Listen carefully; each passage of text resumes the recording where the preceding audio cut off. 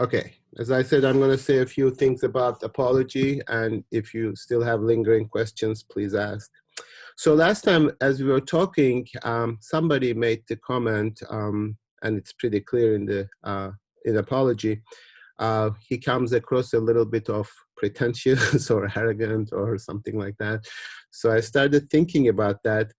Um, that's kind of ironic because people who are pretentious and arrogant are what Socrates considered to be sophists, who actually teach people how to argue, how to make the weak argument strong, how to sort of win every argument and charge money for it. They actually claim to teach something and charge money for it. So that has been a question in my mind for a long time, this whole virtue or the possibility of teaching philosophy for money.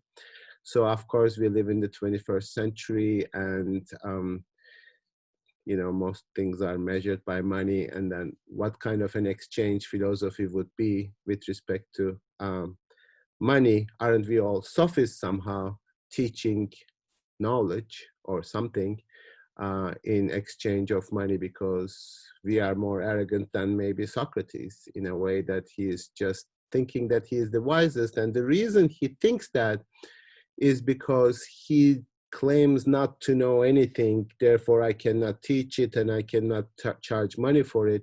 Whereas other people who may not appear to be arrogant, may not appear to be pretentious, actually act in such a way that it is pretentious. So that's really, you need to pay attention if somebody is pretentious, whether they appear to be pretentious and arrogant or they really are. And compared to Socrates, all of your professors, I mean, I shouldn't say this on record, but it doesn't matter. All your professors are pretentious because they say, well, they don't exactly say it, but they say, give me money and I'll teach you. And Socrates says, I cannot do that. I cannot teach you and I don't know anything. Therefore, my pretension is really questioning people in the positions of authority. And I think that's probably the most important message for me of the of apology. Namely, he says, those who have the highest reputation appears to be the most deficient when I question them, because they start with the assumption that they know and they cannot even answer the question. And those who appear to be inferior actually appear to be more knowledgeable. And here he makes a very important distinction between appearance and reality. Things are almost never the way they appear. They almost always appear other than how they are. So that's an important question or issue that we are going to carry to Crito as well. As you know, like one of the reasons that Crito wants to help Socrates is, I'm afraid how this is going to look. I'm afraid how it's going to look if I don't give the money, how it's going to look, what the majority will think of me. And I think that's really what reputation is, and people with the highest reputation are concerned about how people think about them, but they are not really who they present themselves to be. So he goes through politicians, still in apology, politicians, poets, and tradesmen, people who know one thing, and they are good at it, what we call experts today. And one of the particular deficiencies of the expert is that not only they might not know what they are supposed to be experts on, but they carry information from that to other things. So you might encounter this in academia at all. In a sense, people say, well, the whole world is to be understood through physics. Physics is the only science. Or somebody says, no, no, no, everything is chemistry. Everything is chemical reaction.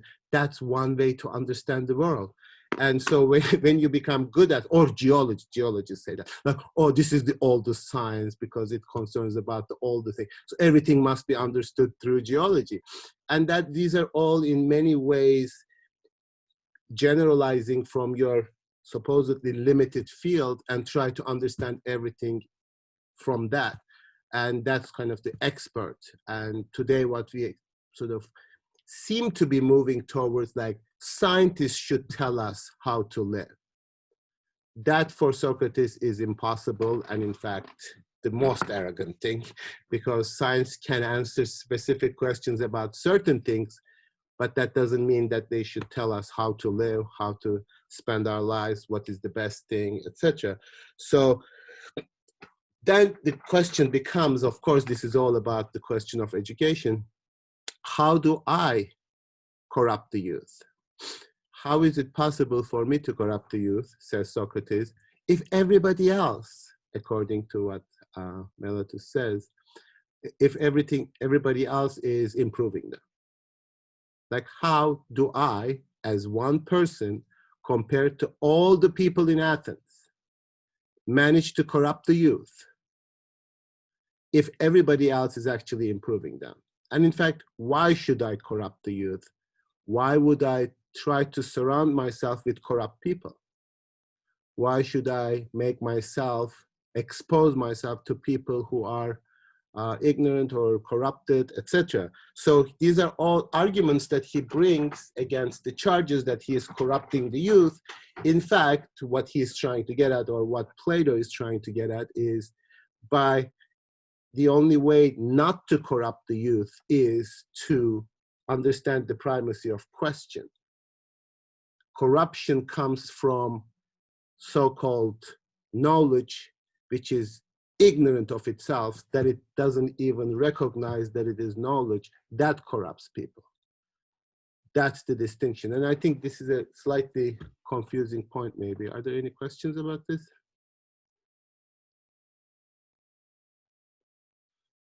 So being corrupt, if there is such a thing, is thinking that you know something when you don't. And thinking what you know is the only thing to know.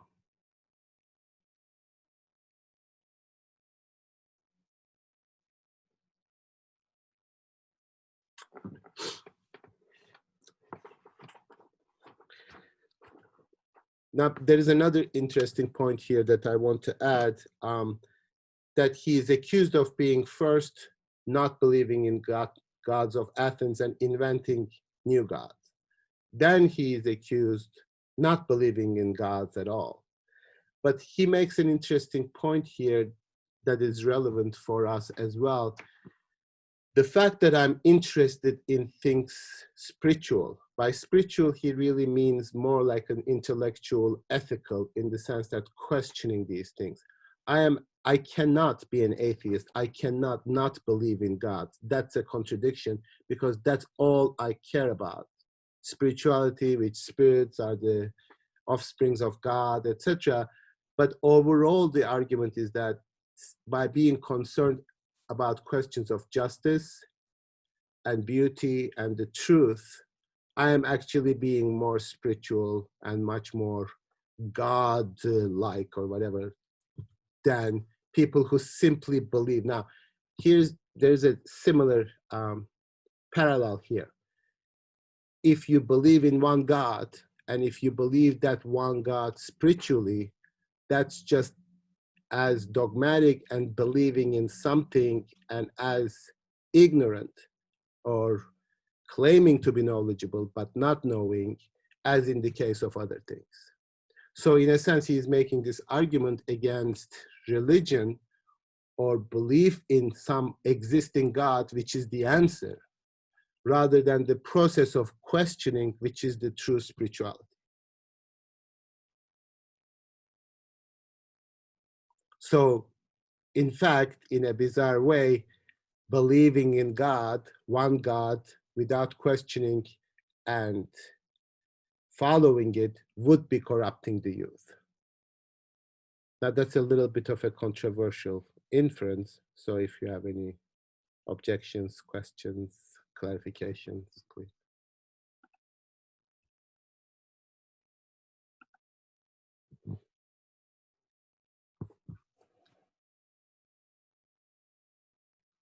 This is also on record, so I want to make sure that I clarify.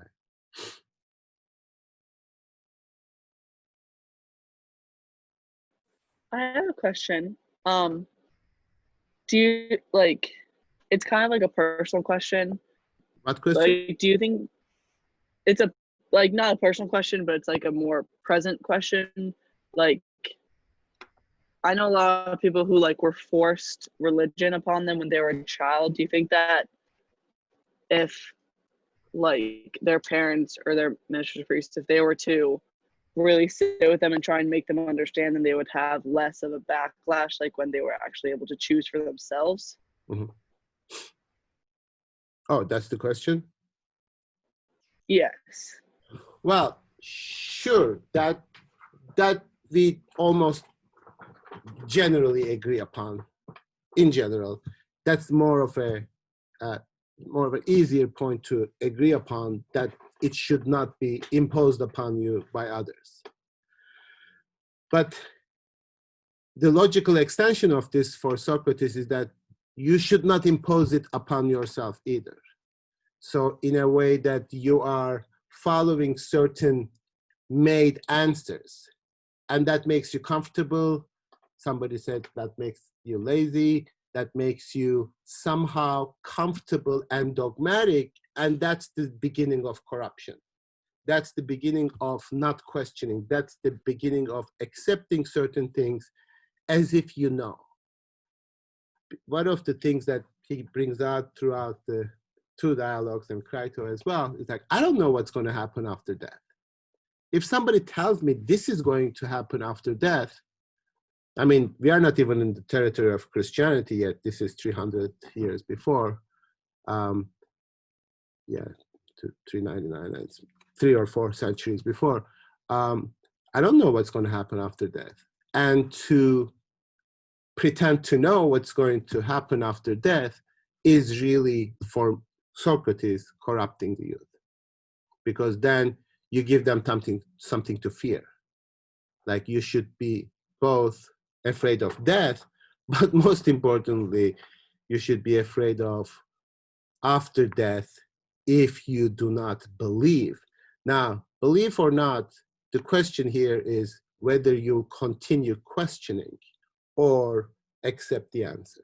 I think philosophically, that's really the significant thing. Once you accept the answer, you become an expert, you become a knowledgeable person, and then he goes around and asking people with how they know this, and finds out that they don't. So yes, we should not impose, obviously. I mean, that's generally believed in nowadays, and I'm not sure. I'm sure there's some people who do it, but you should choose it for yourself. It's like the freedom of faith and belief and religion. But also, sometimes you impose upon yourself the most powerful unfreedom by accepting certain answers. And that's Socrates' point. Does that answer the question, Maya? Or? Yes, that does. Thank you.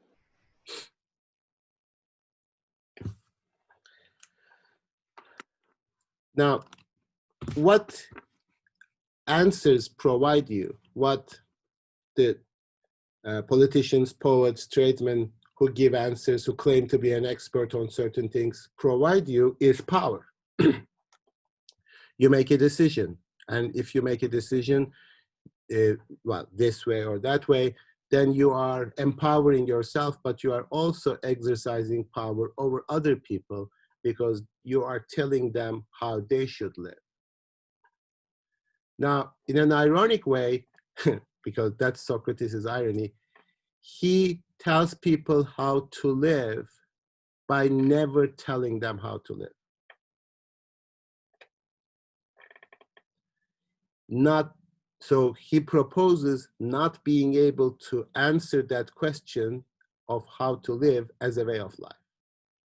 So your life becomes a constant question rather than one particular answer, or any answer for that matter. So Socrates sets us an example, and people try to emulate Socrates, love Socrates, follow Socrates, and that's really the paradox. And he says, don't follow anybody. follow philosophy, not me, not in the way that I lived my life, but in the way a philosopher should live their lives. And I am just one trying to live like that, but that doesn't make my life as an example. It just makes that pursuit the example. I mean, it's not the example, but the path. So to me, what is most interesting in this is this paradox of incredible power of powerlessness, incredible power of that path which doesn't accept anybody else's authority, anybody else's discourse, anybody else's words, and following your own path, but not having that path impose anything upon other people. So you have this spiritual life in which your private life, according to Socrates, is no different than your public life. So in private, you do not say one thing and then do another thing in public. You are the way you are because you do not accept any authority unquestioningly shaping your life. And most of the time, the reason that we appear to be different in public than in private is because we accept the power of other people. We don't want to appear that way. We want to, and however we say it, we still accept it. However, we can pretend to not accept other people's judgment. We not only accept them externally, but also internalize some of them.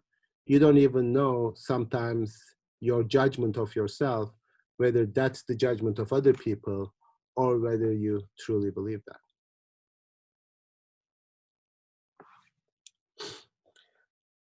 Okay, so that's probably all I wanted to say. So he says this famous sentence, the unexamined life is not worth living. But unexamined life doesn't mean at some point you finish examining and then you decide who you are. Examined life is examination of yourself is the only way to live, according to Socrates. So that doesn't give him an occupation, unfortunately. Therefore, I always feel bad telling people if you study philosophy, you will not have an occupation. I mean, you can teach and pretend to be a sophist, but you will not have an occupation, but you are gonna perhaps have a way of life, which I think is sort of more important, but who knows. But also how to die. I think that's really the philosophically, he gives this, like, if I follow the logic of my own thinking and questioning, then I should not avoid death. I should not be afraid of death. And that's what brings us to Crichton. Okay, I mean, we didn't really do justice to apology. We could have spent much more time discussing it. So once again, I'll pause, ask if there are any questions, anything you want to add, anything you want to comment on.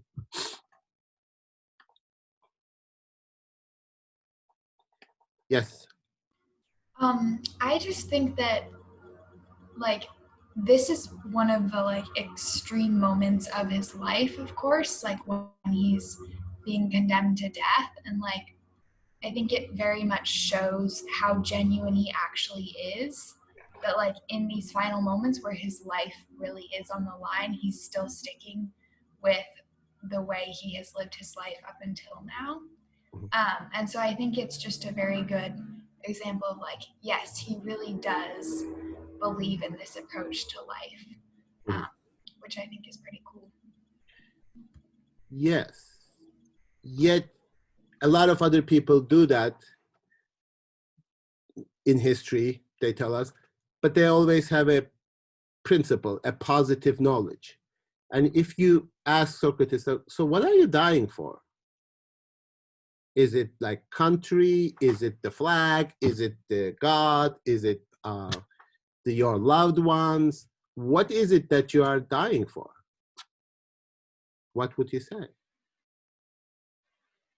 I think Camus. I think Camus said it best. He said something along the lines of, well, must not have been that good if I can't remember it exactly, but he said something along the lines of like, "There's no cause worth killing for, but plenty of causes worth dying for," and I've always taken that as really particularly inspiring. Just that, I don't know, just as maybe a reflection on how to live. Okay.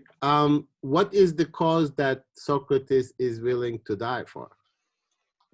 Well, as I understand it from the reading, it's his position that pretty much laws and this idea of justice is the highest, is the most important thing in society. And his entire argument is, as I understand it, yeah, I don't really agree with what they did, and you might not agree either, but that doesn't give me any reason. And so he kind of, I don't know if he says it explicitly, but I feel like he circles around, however you want to state it, like the golden rule, or because it's been stated before that, the idea of doing unto others as you would have them do unto you, I guess. And so I think he said something along the lines of like, just because someone has harmed me doesn't give me any sort of justification to then harm them.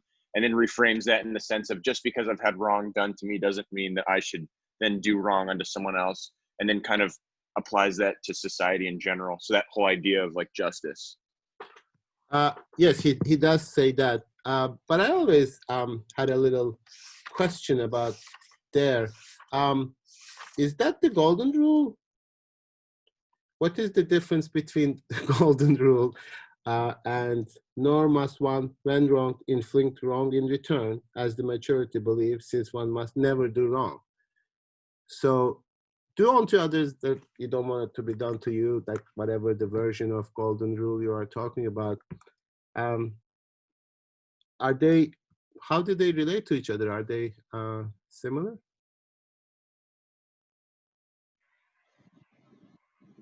I thought so, right?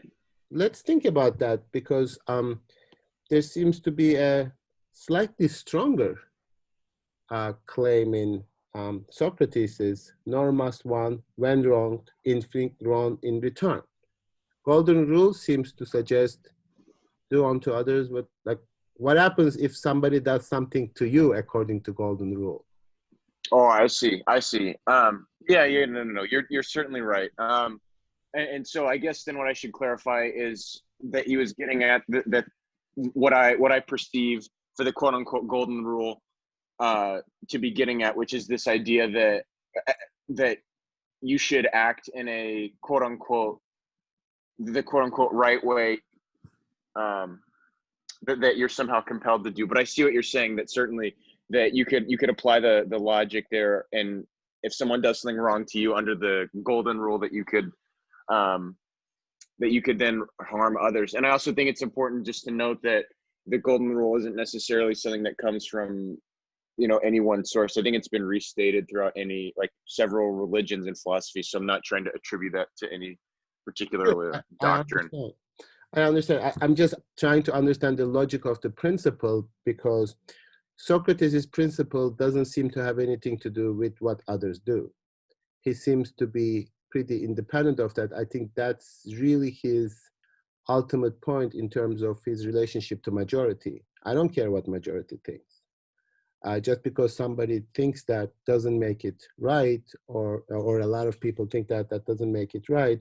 So we must never do wrong, precisely because doing wrong for Plato harms you more than anybody else. Doing wrong harms you. So he believes, as a philosopher, that when you do injustice to someone else, yes, you are hurting the other person probably, but you are hurting yourself, your soul, the most. And that, I think, is a much stronger dictum, because it is independent of how other people respond to you. So that's sort of like you turn the other cheek type of thing. No, it's not that either. I mean, it's just like, I don't do it because of my soul. So anyway, we'll think about this, especially when we read Immanuel Kant later on in the semester, who has a version of Golden Rule in a different way. We are going to address these questions because he doesn't seem to be talking about reciprocity, Socrates, at all. So, for example, as I said, this is interesting. On page 49 of Crito, the marginal 49C or B, when he says, nor must one, when wronged, inflict wrong in return, as the majority believe, since one must never do wrong. So that was what I happened to read around September 11, 2001. And I thought about that as the United States was sort of morally in a position of, oh, now we can do whatever we want, basically, because we have been wrong.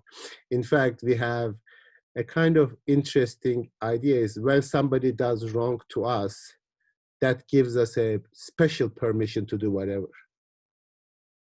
And the more, and you know, as a teenager, I don't know whether you did, but I was like fantasizing late at night, lying in my bed and saying, this person is going to do, the person that I don't like, obviously, the person is going to do something really terrible to me. And that will give me a pure justification of just like cutting their head off because I would be absolutely right. That's the kind of fantasy, like you want to do something bad to another person, but you need a justification for your well-being. So it's like you imagine that they are doing something wrong. And then you make up those things like, you know, I was walking and they looked at me this in a horrible way. And that gives you like, then I obviously slapped them. So that's the kind of approach to our indignation of somebody doing something wrong to us. And then we then do whatever we want to do. Now, Socrates is saying like, okay, these 300 people, they wrongly sentenced me to death. Now I can do whatever. In fact, he says, no, I can't. I will not. That's not good for me. I'm not even doing it for laws. I'm not even doing it for the city, even though I am, but I'm also doing it for my own soul, because then I would be doing something wrong. So unless people are not convinced that when they do something unfair, unjust, they are hurting themselves, then there is really no way of legislating morality and ethics, because you are really then only policing people. So for example, if I were to say to you, please don't cheat in your exams, because by cheating, you are only hurting yourself. But I could also say, well, if you cheat, I'm going to punish you, because that's what morality is. For Socrates, that's precisely the absence of morality. Because if you are doing something because you are afraid of the consequences, afraid of what is going to happen to you, you are not doing it for the right reasons. You are doing it actually precisely for the wrong reasons. So I say, people, please cheat. Cheat, go ahead and cheat. If I cannot convince you that you are actually by cheating, punishing yourself or hurting yourself the most, any amount of policing I will do is not going to improve anything. And that's really the distinction. It's not sort of internalizing an external principle. It is really thinking for yourself. And that's Socrates' approach. So Crito approaches and says, look, I'm really afraid of how it's going to look if I don't help you to escape. People will say that I was stingy, I didn't spend any money. People will think that I didn't help you escape. So let's escape. And Socrates says, why do you care about what people think? because that's about reputation, that's about how you appear, not what you really are. And that's probably the most significant element in philosophy, this notion of authenticity. Being who you are, independently of the majority opinion. Now, this is again a principle that is sort of tossed around in commercials and in like other things, like for example, there was like limited edition cars, like you can be authentic by buying this car which we only made like 5,000. So we are actually kind of marketing authenticity. Authenticity cannot be marketed. Nobody can tell you how to be authentic. You can't really buy a car and be authentic, or do this and be authentic. You need to find it for yourself. In fact, nobody can tell you for yourself how to be authentic. But the criterion for sure is not to fit your image into the image of the majority.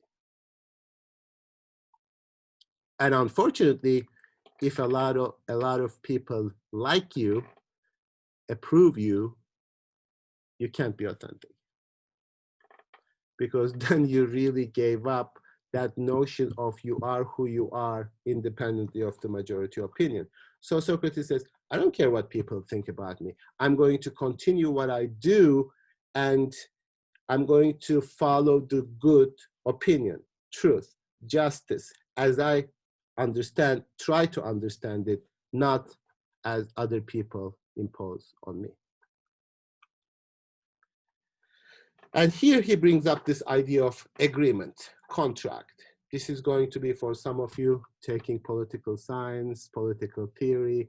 This is in the 17th century, named as the contract theory, like the society and the individual makes a contract, and you accept it to follow all the rules of this city. You never even left. You could have left. You didn't complain. You didn't even go to exile before. You actually didn't even leave the city for a little bit. Your children are raised here. You accepted implicitly the agreement that you made with the city. Now that this city condemned you to death, would it be right for you to escape? And Socrates says, no, I cannot, because that would be the wrong thing to do, even if what the jurors did was wrong. I should not do wrong when I'm wrong, because that's only going to hurt me. Now, maybe to be a philosopher is impossible for human beings. Maybe nobody can be like that. Because this Socrates is Plato's invention to a certain extent. So he invents this person who would do something like that. I think if people want to show that much of an integrity, we talk about integrity a lot here. So they want to show integrity. They want to have a positive knowledge and belief. Now, I can imagine doing this for God. Like, I believe in God and I'm going to die for my beliefs. But why does Socrates die?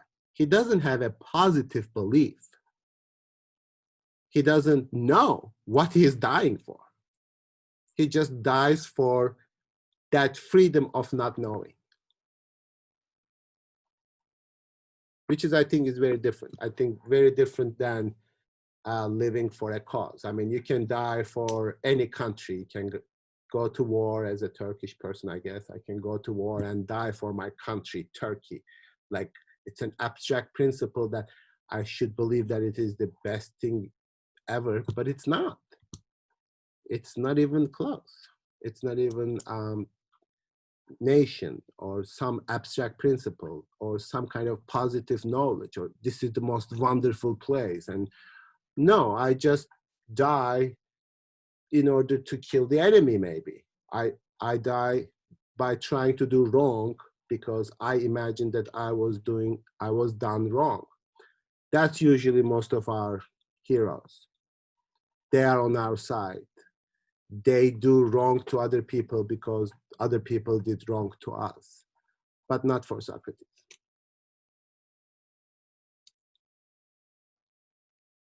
So he decides to stay, and he says, if the laws would say that, I can still escape, but if I do, I'm going to hurt myself. So there are worse things than dying. But then again, Socrates doesn't give you what that principle is, what is worth dying for. I still don't understand why he died.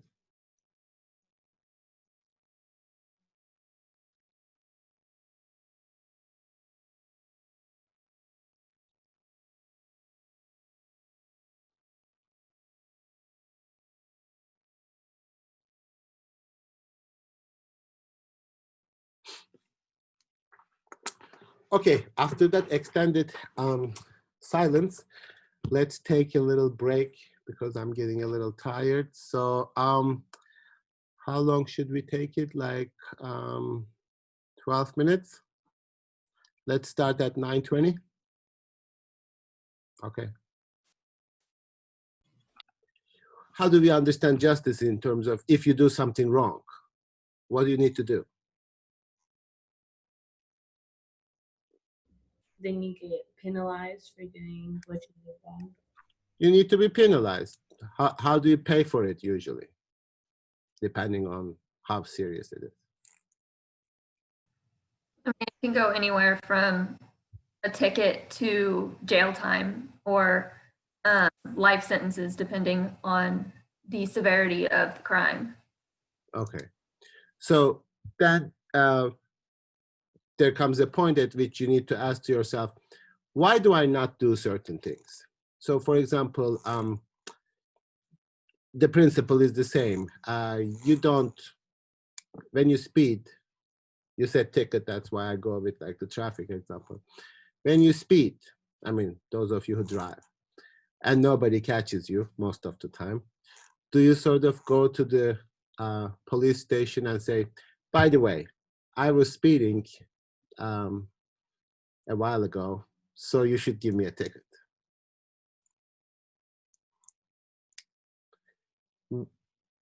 Like, who would say that? Like, what would we even say to a person who would do that?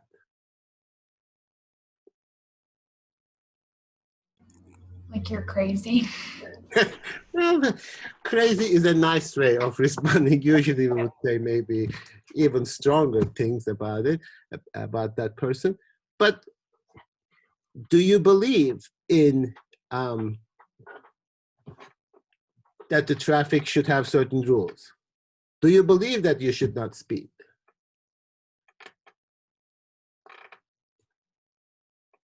Would you want that everybody speeds around you? Would you want that? Because that is supposedly, but then you think, you know, this is an empty road. Why should I go 65? I can go 90. So here the principle is, unless somebody is trying to catch you, you will not follow the rule. Now with traffic, of course, but there's something like, would you steal? Would you steal from, I don't know, who is the, like, I can't think of like rich people right now for some reason. Did you steal from Jeff Bezos? Would you?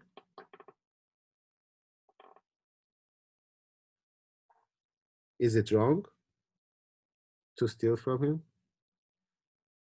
Would you steal from Jeff Bezos? Yes or no? Who says yes? Okay. You would, Ben? Are you saying yes or no, Ben? I would. You would. How would you do it? I mean, I think I mean, I guess in the sense it depends on how you define stealing. I don't know how I would do it. I mean, in a sense, it's like if like 1% of his You bank are, account went to somebody else, went to a group of people, like he would still be richer than like every single person on the planet. So it's like yeah. No, I understand. it's very different than stealing like the same percentage from like a very poor. Well, it depends on your definition of stealing. So, no, other than Ben, thank you very much. Nobody admitted that they would steal from Amazon, but yeah, go ahead. I think I agree with Ben because I think that often with stealing, we think of like how much harm does it do?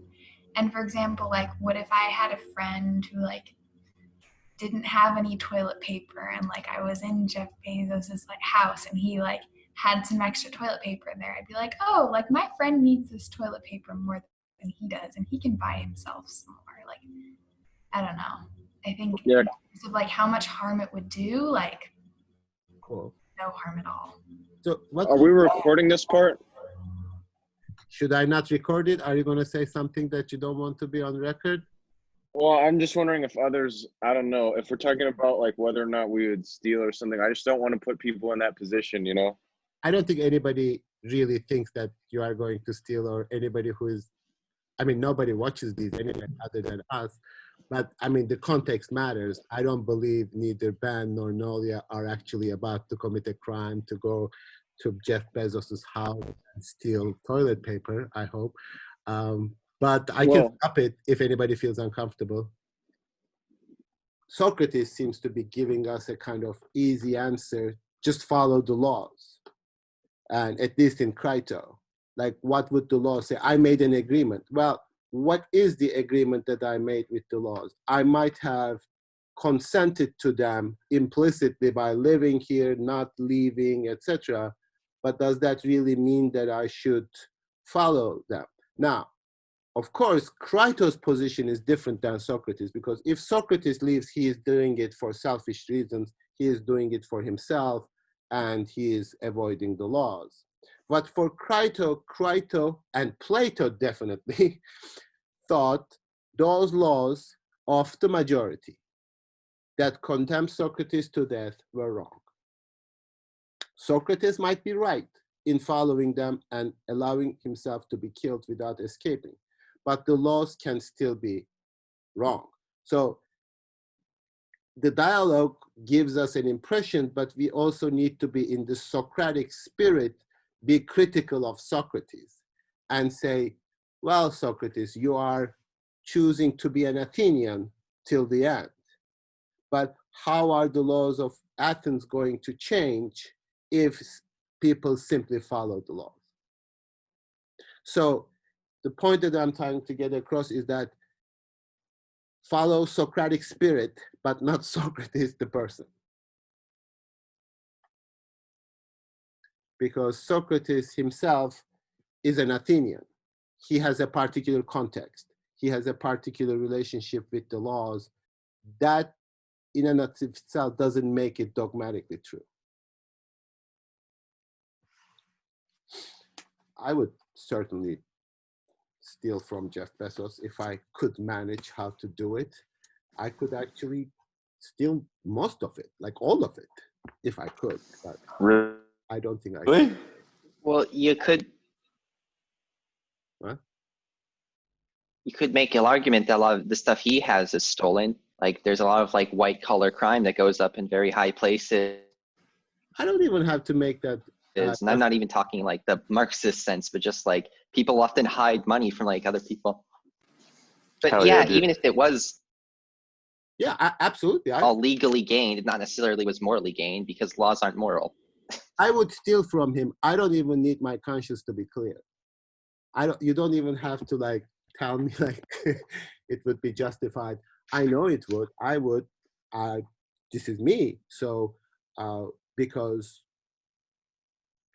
like I can give various reasons, but the question of justice for me is that very presence of some people like Jeff Bezos is the indication of injustice.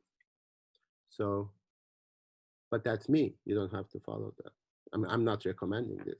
But if you know how to, I would like to learn. Like if I can hack into accounts and things like that, I would love to be able to do that. But anyway, that's my fantasy. So now, at the end, Socrates says, and this is perhaps the most controversial that he says, and Socrates was, Plato, Socrates was criticized on this. This is the very end of the book, page 58, when he says, I'm going to mute everybody just a second. Okay. He says, people were crying, and he says, what are you crying for, etc. And then he says, as his belly was getting cold, Socrates uncovered his head. He had covered it and said, these were his last words. These are his last words. Crito, viove hoc to Asclepius. Asclepius is the doctor, sick, people who slept in his temples hoping for cure. So Asclepius is a curer. I mean, whatever. So make this offering to him, do not forget. It shall be done, said Crito. Tell us if there is anything else, but there was no answer. So people who sacrificed to Asclepius, but sick people, you sacrifice it in order to be cured. And Socrates says, according to the explanation, death is a cure for all the lives of life. So he claims that by dying, he is cured. So he's kind of sacrificing not a chicken, but the other one, rooster to Asclepius. What do you make of that? I mean, is life all like suffering and ill and terrible?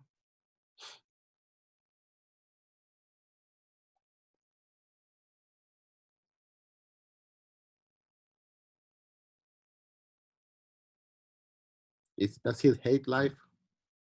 Nietzsche, for example, Friedrich Nietzsche, a 19th century philosopher, criticizes Socrates for exactly this claim that he thinks life is terrible. Well, I think that life is painful, and that I don't personally believe in any sort of like predetermined meaning, but I think that in that void, that there's still the possibility to find some kind of meaning. Well, sure, but I mean, is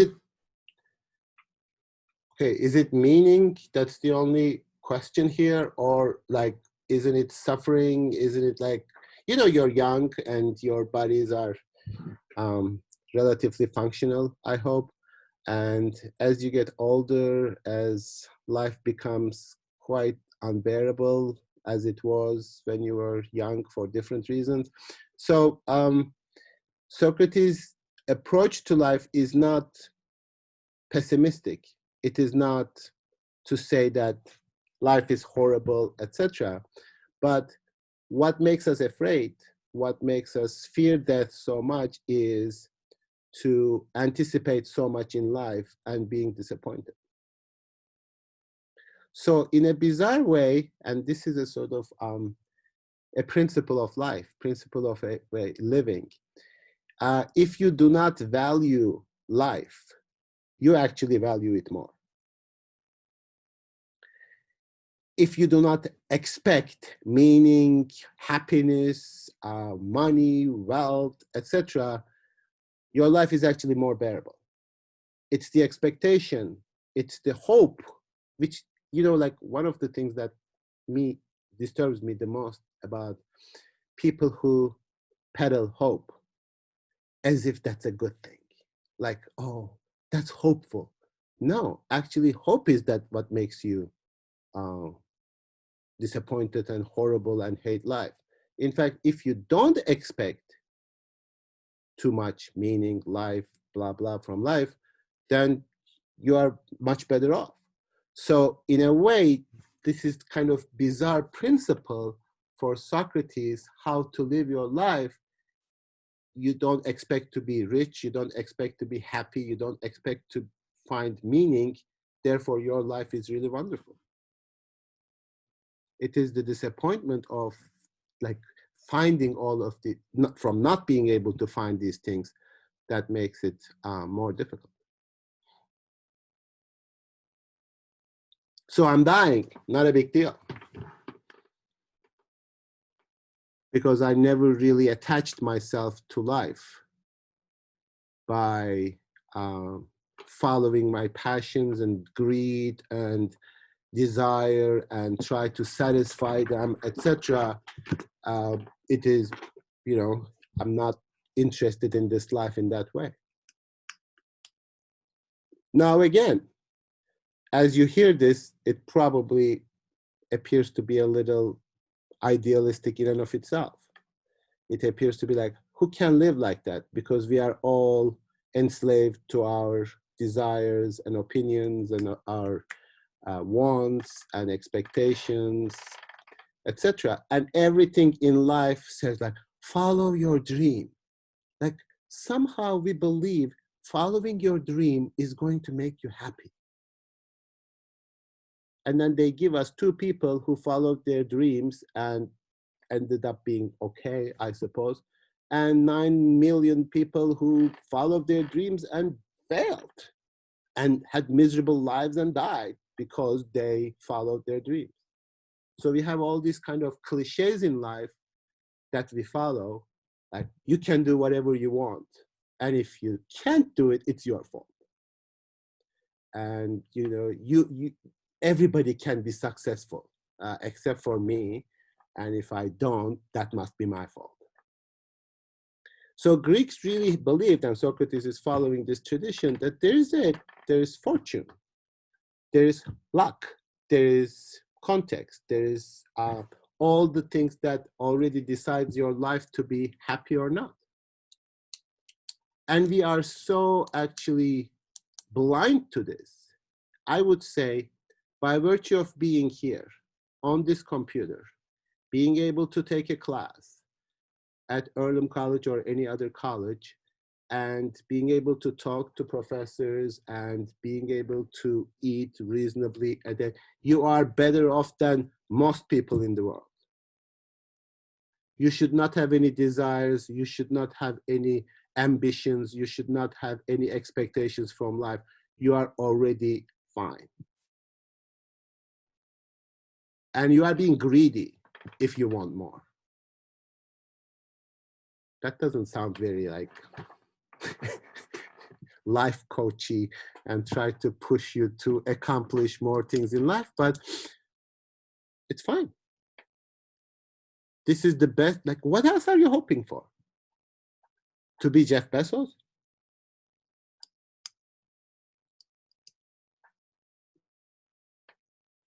So that's Socrates' approach to life. This was fine. This is as a way of life, this is good. So I will not follow the majority. I will not follow people's expectations. I will not follow their desires. I will not follow reputation. I will not follow money and all that. Well,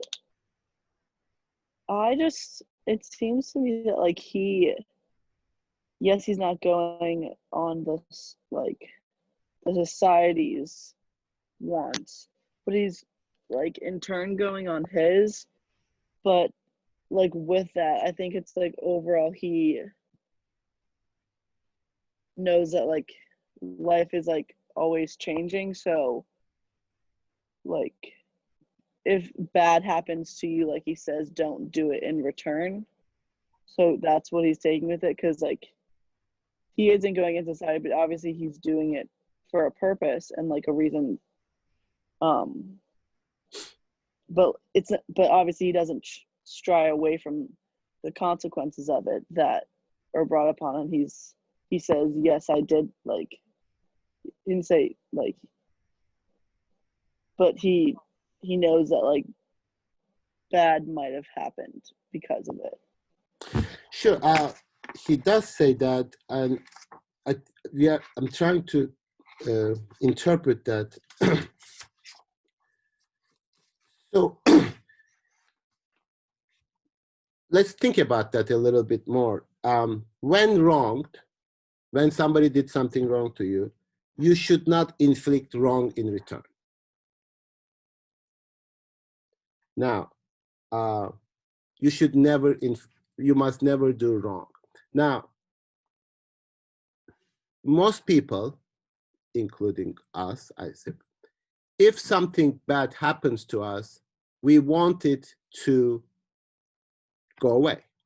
And if somebody inflicted something to us, we want to inflict pain, wrong onto them. Maybe not ourselves, but this expectation that there is always going to be retribution if something happens to me. This is our approach to life.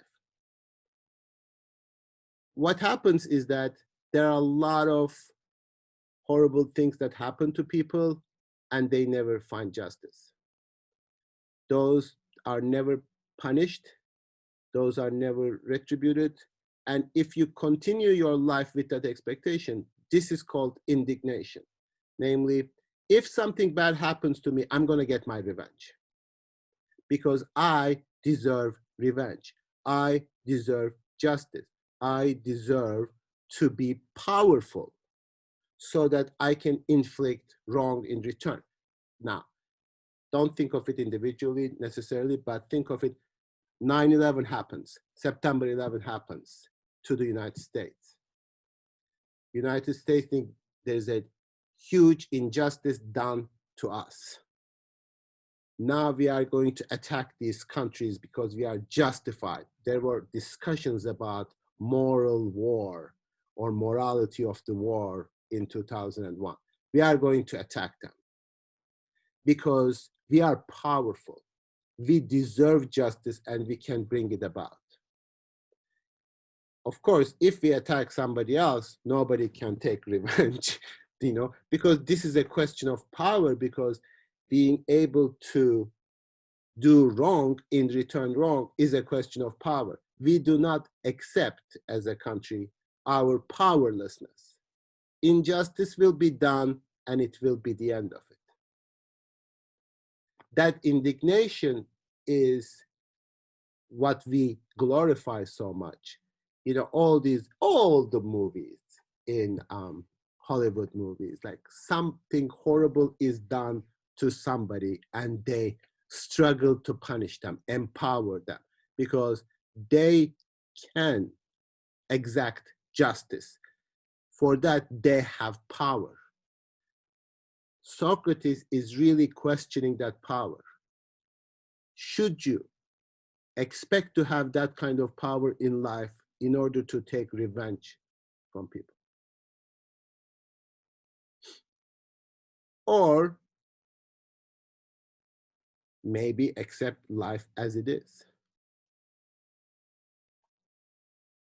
We are in many ways, in our ways, powerless, and even Jeff Bezos, who has billions of dollars, are going to die and rot under the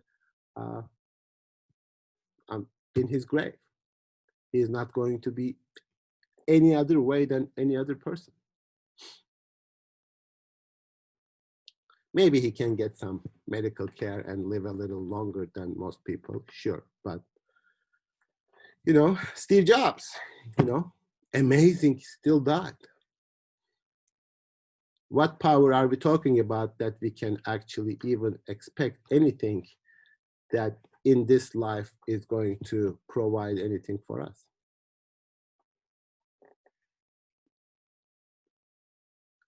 Now, of course, you should not think life is a disease that one should be cured, etc. But this is the sort of paradox of how to live in a way that if you do not expect to live better, you live better. If you do not constantly, if you are not constantly greedy to improve your life improves. That's the sort of bizarre philosophical way of life, that once we aim at something, we might actually end up doing the opposite of what we aim. Because at some point you realize, oh, I want to make money because I want to be happy, I want to be the richest person, I want to accomplish things, etc. But that very expectation, that very struggle makes you unaccomplished and unhappy. But if you accept life as it is and be thankful for everything that happens, good or bad, then perhaps in not expecting to be happy and successful, you are happy and successful. I mean, Socrates was never happy. I mean, you should not be too happy. Happiness is not really a big deal, but like living well, I think that's really what he is trying to get at. Okay. You should not break your agreement with laws. So, a couple of things.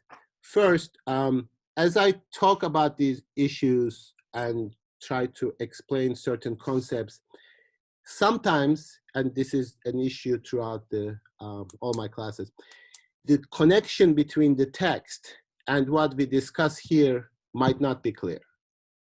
Now, I think it's clear. In my mind, it is clear. I'm not telling you anything that is not in the text, as far as I'm concerned. But as you read, you might say, oh, why did we talk about this? And if you go back and read and try to, in your head, says, oh, we talked about this because here Socrates says this, or here this happens, Crito says this. We are actually talking about the text. And when that connection is not clear, you should immediately question that. You should always ask in class or in private, whatever, ask me, because what I'm doing is just the text, nothing else. So you should, in your mind, that connection should be clear. And if not, says, oh, there is this thing in the text. We never really talked about this. What is this about? Or what you just said, where do you see that in the text? That's your contribution to your own understanding of how the discussion we have here connects to the text.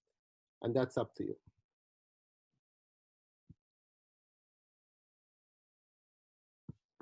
Having said that, are there any questions about that?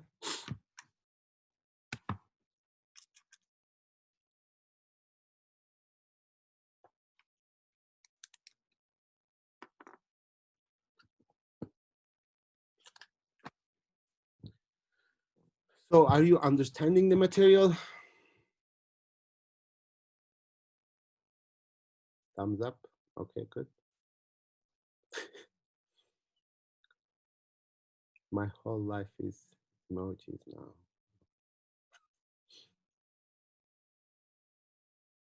Any questions?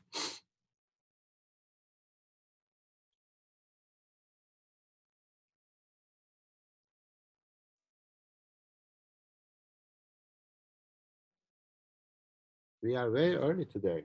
I think we should have more material. Yes. This is jumping to Phaedo. Okay. Do you want to wait on that, or should I bring this No, up? no, go ahead, go ahead. Okay. I just think his last words are pretty interesting about how he, let me find what the exact words are. We all He said, on the last page, Crito, we owe cock to Asclepius. Make this offering to him and do not forget. And that's the last thing he says. I don't have many thoughts on it. I just wanted to bring it up because I think people's last words are an interesting like meditation on who they are. And those are his. Yeah. Okay. So, I mean, we talked a little bit about that. So what does he mean? Like he has one last thing that hasn't happened yet, and he wants it to happen. Why does he want that to happen? In order to like fulfill a promise that he made, it seems. Well, if you read the footnote, Mm-hmm. A cock was sacrificed to Asclepius by the sick people who slept in his temples hoping for a cure. Socrates apparently means that the death is a cure for the ills of life. Yeah. So this is meant ironically. Right. This is meant like, it's not something that I'm going to do, I want it to be done. I'm saying like, by dying, I am getting rid of this life, which Yeah. is a ill, and death is a cure for life. Yeah. And I think Excuse me? he does, I think, talk about that more when, I think it was when he was talking about what to do with his body, like burying or burning. And also in Crito, I think he makes a point to say that like his soul is more important and that will live on after. His body is just, I would say, like a vessel in a way. So they were all concerned about seeing him dead, but I think he's trying to make the point that life still goes on, and like life does go on. So keep going about your life. Don't think about my death as this humongous tragedy. Obviously it was to a lot of people, but Okay. like the body is like isn't as important as like the soul. Okay, that's a really good point. Does anybody find here a kind of contradiction to what I said before, or what Socrates said before?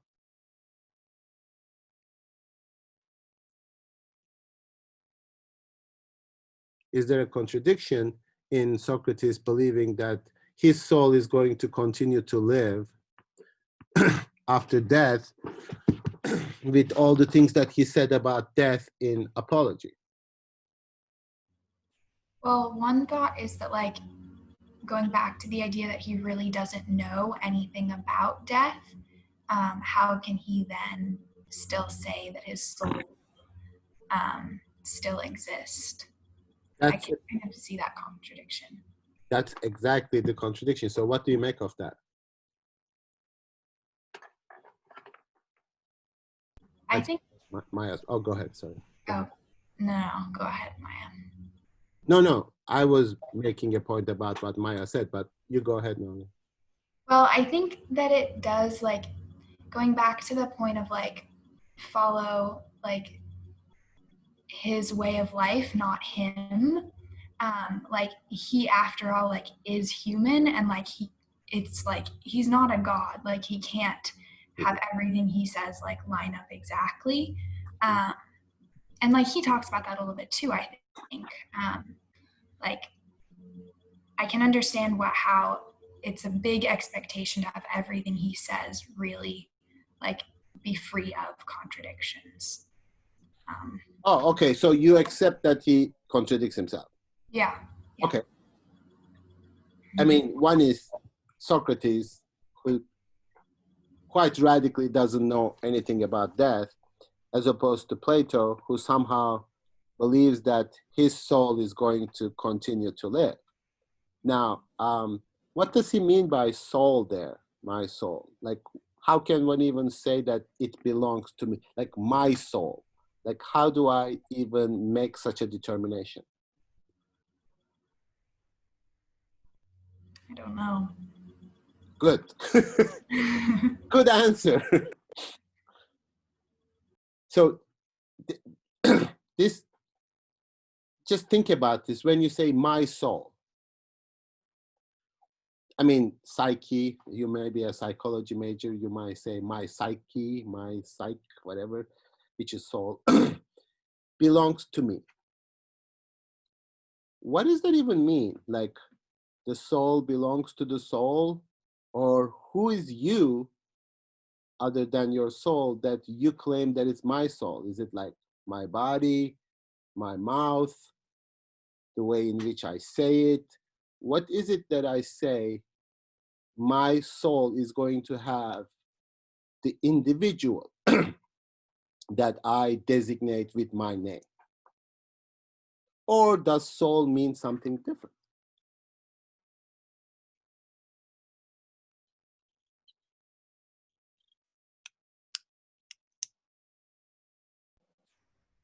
This may be completely wrong, but you brought up the point of what you said. Someone brought up the point of what you say in private versus public and how that has an effect. And I think that that kind of relates to this, in a sense that no one knows what's going on in your head and how you act at, like, how you act all the time. Like Riley knows me different than Nolia knows me, and Josh knows me because they see me at different times with different people. So I would say like your soul is really how you view yourself, like how you view yourself with how you've acted, like overall. But that's just an idea that, like, No, that's absolutely great point. Take that one step further. How much of your life do you even remember? How much of your past is even somehow that you know? Like, how much do you really know yourself? We live under this assumption, especially in modernity, that we have this special bond to ourselves. This starts with Descartes, and it's good that we are going to read him next. So this idea that we know ourselves the best. The assumption here is because we don't know anybody else, because or nobody else knows us, because they see only parts of us, etc. But underlying this opposition, there is the expectation that I know myself the best. But for Socrates, that's really still a question, like, how do I know myself? Somebody tells me that I'm the wisest person, God, and I know myself, I'm not wise. So then for Socrates, he becomes a question for himself. And philosophical life is this: if you assume that you know yourself better than anybody else, you don't really need that philosophical approach. Philosophical approach is that I do not even know myself, let alone other people. Maybe other people know me better than I know myself.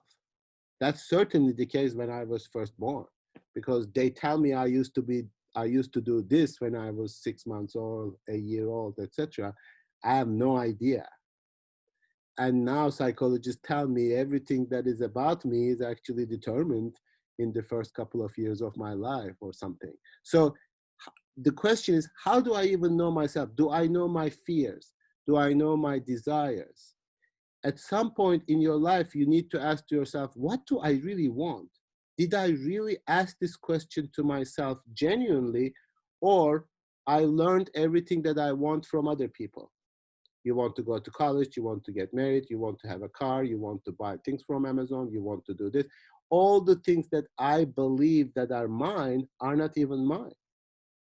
So for Socrates, Socrates himself is a question. Know thyself. That's the dictum of Apollo, the Delphi, the temple that claims that he is the wisest. Why? Because he knows he doesn't know himself. The wisdom here is that not to make the assumption that you know yourself. You don't know yourself. You don't know your soul. You don't know, I mean, literally, not even in a sort of deep philosophical way. Empirically, you don't know a lot of things about yourself, but also even in this fundamental sense that you don't even really genuinely ask yourself, what do I want? Just even that simple question. What do I want? Why do I do all the things that I do? And then you surprise yourself. You somehow you give all these designations to yourself. I am very lazy, I'm a terrible person, etc. I'm always scared. And then there comes a circumstance in which you act in a way that, oh, that wasn't me. I never expected myself to be so courageous. I never expected myself to be so dumb. I never expected myself to be so blah, blah. So you surprise yourself, and that doesn't mean you now know yourself. All you recognize is that you really don't know yourself.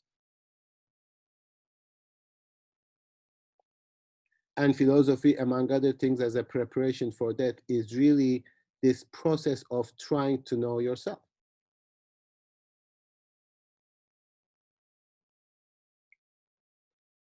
Assuming, again, wisdom, not that you know who you are.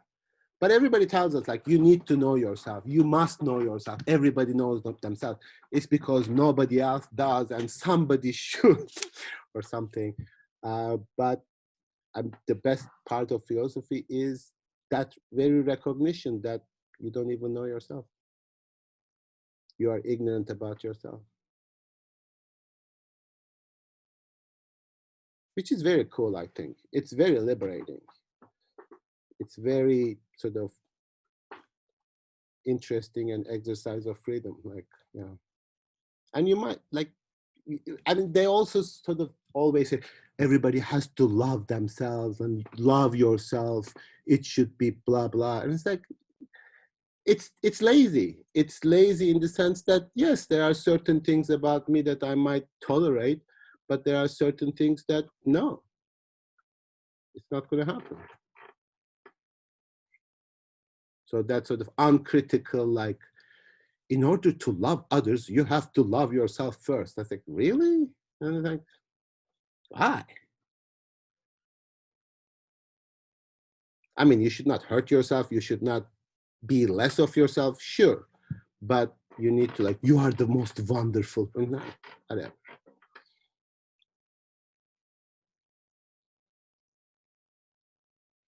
Socrates certainly doesn't think that about himself.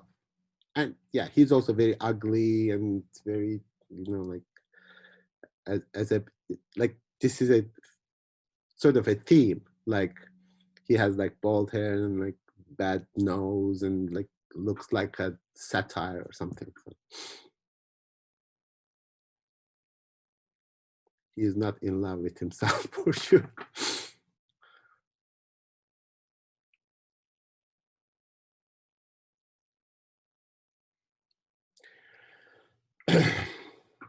Okay, so the answer to the question then, following the thread, like, to claim that your soul is going to live is not really necessarily some individual soul.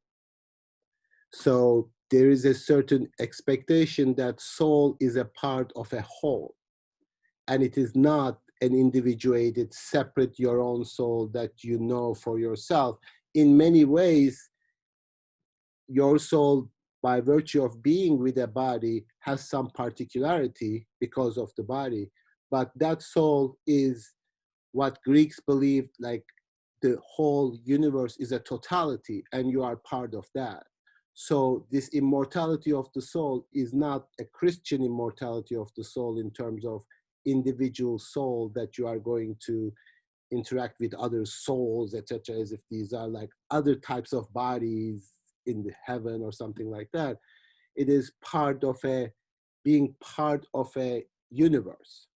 And he means that not in a sort of substantial sense that your soul will be like the soul of like Lindsay or Josh or Rosie, etc.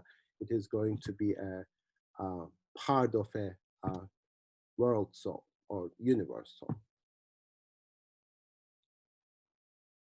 So that's the hope. Like, and also that still, we don't know what that is. That's still not going to be a knowledge in a positive sense, in the sense that, you know, that's God or that's the, you know, whatever you name it. It's just still unknown. So yes, it might appear to be, as Nolia said, contradictory to believe one or the other, but you can try to reconcile them by not attributing all these Christian characteristics to Saul, which it did prepare that way of thinking in Christianity. So a lot of people interpreted Plato and believing that Plato prepared the conceptual understanding of Christianity. So it's not impossible, obviously, and in fact, people did it in history, but we can still interpret it philosophically and not from a Christian perspective.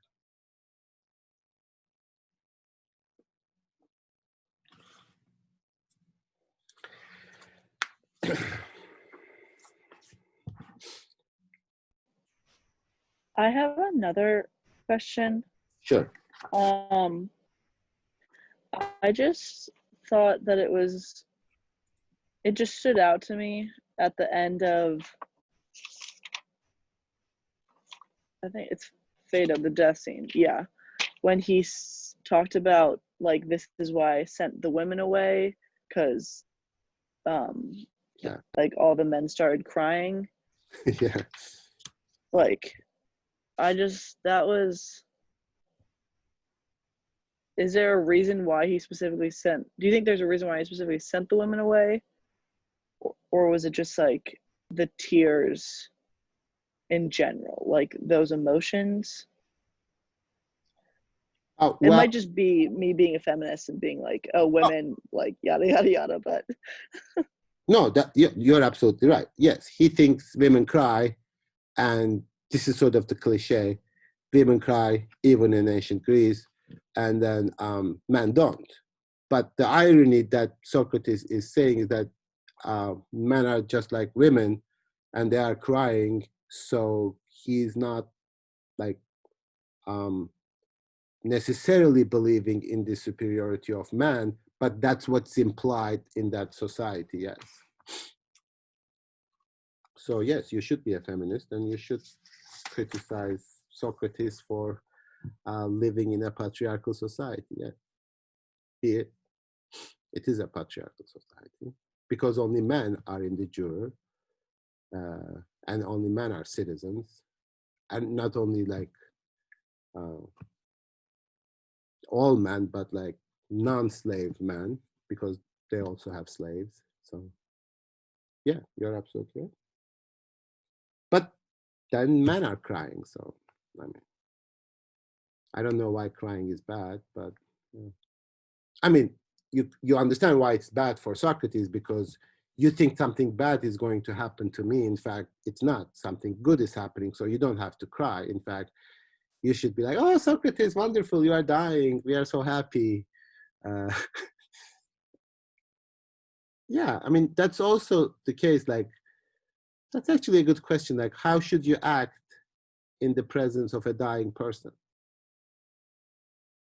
I mean, of course, the right thing to do would be like sad, etc. But why are you making that person depressed just before they die? Like, you should be cheerful. It's like, oh, I'm so happy that you are dying because you are going to a better place and you'll be so happy. You know, that could be a good, I don't know. I can't do that, but.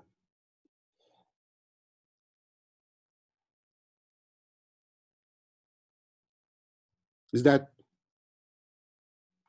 a response to you, Maya? Or? Yes, no, it is. Your point about, like, the patriarchal of women crying, and then, like, it was like I think it was, for me, I was like, why is he saying this? Like, why is he just going with the norm of women crying? But, like, I think it made a point in and of itself. So yes, you did clarify it. Thank you. Yeah, I mean, it might be, I always give him the benefit of the doubt. Like, he's actually making a more subtle point that men cry as much as women, and they should. And if you sort of stick with the cliches, you end up, sending women away. But then you have like man crying as much. I mean, I'm sure if he invited women, they would be happier that he's dying because he's a man.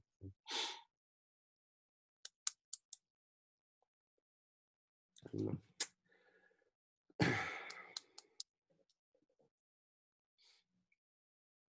Okay, any other questions? Any other comments? Anything you want to say? It doesn't have to be a question.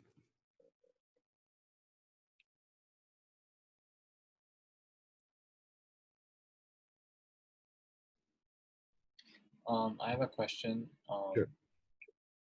I mean, I didn't like really understand about like you're saying like you cannot love others like unless you love yourself, and that's not true. And I didn't really like understand it well. So like, can you kind of like say? Okay, I didn't mean it like you should not love yourself or anything. It's just this dictum in society today, expectation that we should know ourselves. We do know ourselves. Yeah. You have the best relation with yourself and you know yourself the most, and therefore you should love yourself in order to be able to love other people. Now, I was questioning that in the sense that that assumes that I know myself in a way that I don't. And it also gives the pressure that you should know yourself, but also love yourself. And if you don't love yourself, there's something wrong with you. Which in a bizarre way ends up being much worse. Like if somebody tells you, love yourself, that turns out to be much more of a pressure and much worse for you than somebody like you should love the parts of you that are lovable and you should change the parts that are not lovable. And if you cannot deal with them, then you should find strategies to deal with them, etc. So I think it's a cliche in society when we say love yourself. So Socrates says, know thyself, which means try to figure out yourself, parts of you, etc., and things that you think you knew, blah, blah. And that's a sort of philosophical attitude, not an emotional attitude towards yourself. So your relationship to yourself should not be an emotional, like either love yourself or hate yourself, because that's the alternative. Like, if you cannot love yourself or you should hate yourself, no, you shouldn't love or hate yourself. You should try to understand yourself. And that's really the dichotomy that I was putting when in the 21st century, people say like, you should know yourself. And they think this is a good thing to say to the individual, which in an ironic way turns out to be much more harmful. Just like saying to someone, oh, you can be successful if you want. So if you are not successful, you don't want enough, so it's your fault. So these kinds of dictums, these lazy principles, actually end up saying the opposite of what they aim to say. Yeah. That's all I was saying in terms of that. I got it. Yeah, and I don't, it's like it made sense to me in a way because like you're saying like not like Socrates is saying like know thyself, but like you never really like know yourself but by yourself, and like others don't really know yourself and either. So I thought like there could be like some like possibilities like of it of yourself in a way. I thought. No, that's a good point. But also sometimes people say certain things about you that you never thought about before. And then you say, oh, no, that's not true. Or you immediately become defensive. But when you actually think about it, they might have insight into you that you don't have into yourself. Right. So in a dialogue, you can discover that too. Like the other day, this was a devastating experience for me. My daughter said something about me, and it wasn't flattering at all. And I was like, oh, yeah. So my immediate response would have been, and should have been, of course, like, no, you're wrong. That's not true, etc. But then when I really listened to her, then I realized, oops, yeah, maybe she's right. And that sort of says something about your relationship to yourself. I'm not necessarily thinking I am exactly what she says that I am, but I need to take that into consideration in understanding myself. Maybe I come across like that to other people, because the image that you project onto other people never fits into the image that you think you are projecting onto other people. Right. And definitely not fits into the image that you project to yourself. You think you are like this, you think you are like that, you are almost never seen that way, and you are not like that. So in a sense, we are constantly misrepresenting ourselves to ourselves as well. And sometimes other people make interventions to change our perception of ourselves, and that's good. Yeah, with that, I keep like the idea of like soul searching, where people like take however many months or years and do whatever they have to do to like find themselves again.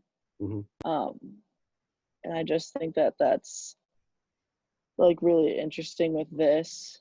Like, I think it does, it will do more help because you are putting yourself out there, and like I've never done soul searching, so I don't really know, but you like are doing it all the you're time. well, yeah, but like you're more privy to the questions and really working through the questions other like, or the judgments other people have on you.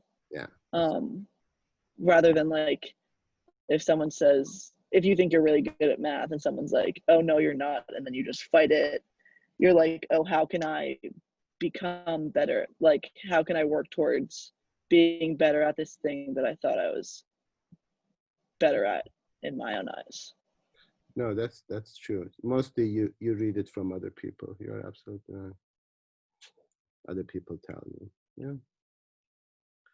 But soul searching is like a constant thing for Socrates. So, and then you only find it when you are dead. So, because until then, your soul is never really complete. So, in a sense, that's a more modern phenomenon, because usually when people search for their souls, they find it. Like, where do you find it? Like, what does that even mean? That usually is a shorthand for like coming to a decision or making a change in your life or something like that. But really trying to understand yourself is not a process that can be completed before that.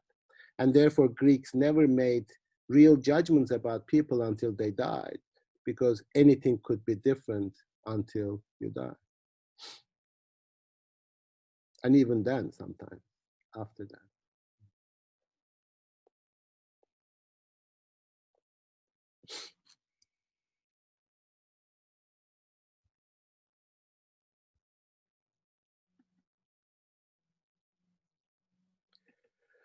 Okay, any other comments?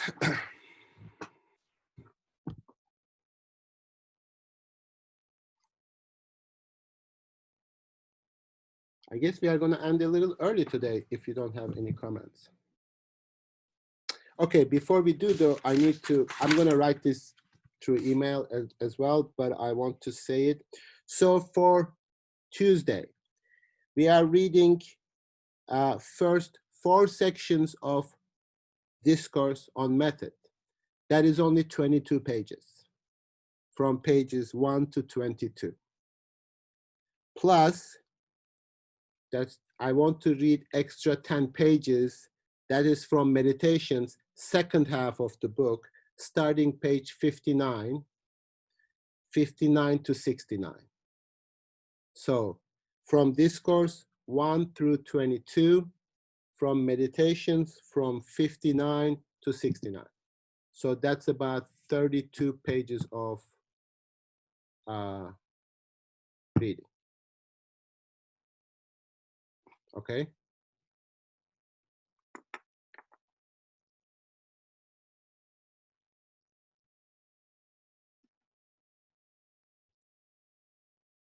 Any questions about this?